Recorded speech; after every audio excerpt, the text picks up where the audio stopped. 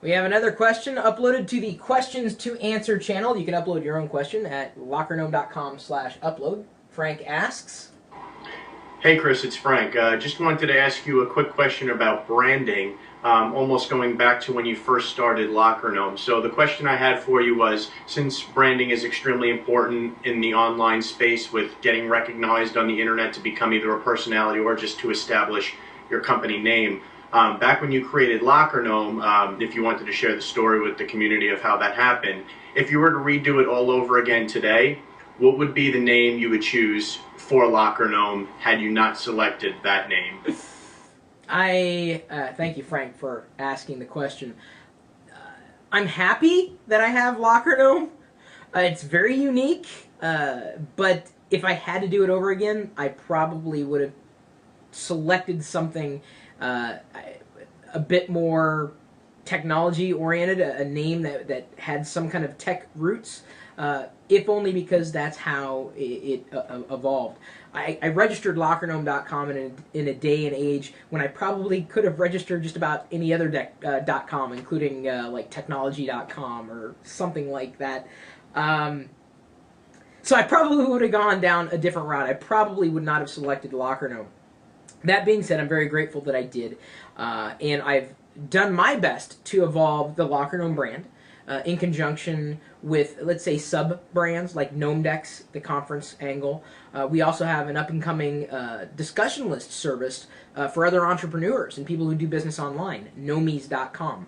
And anybody who wants to know how to do business online, that would be the place for them. So I've used the Gnome, I guess, brand for I guess for better or for worse, and it's worked. It's worked at least well enough, even though I've got no affinity for gnomes.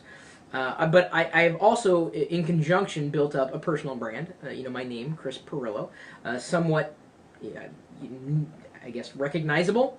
I don't know which is more recognizable at this point, and hopefully the two are equal.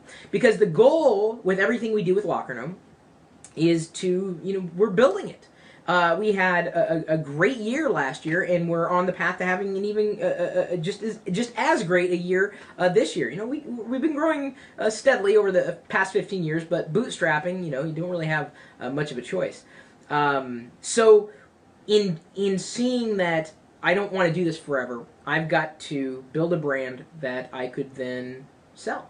And so the idea is that everything we're building in terms of knowledge and brand, intelligence, content, etc., another company is going to come along and say, you know what, we like what you do, we'd like you to come aboard, we need your help, and they would get me, through Lockergnome, and then get me vicariously. No one's going to buy a human being, but they can buy a company, a brand.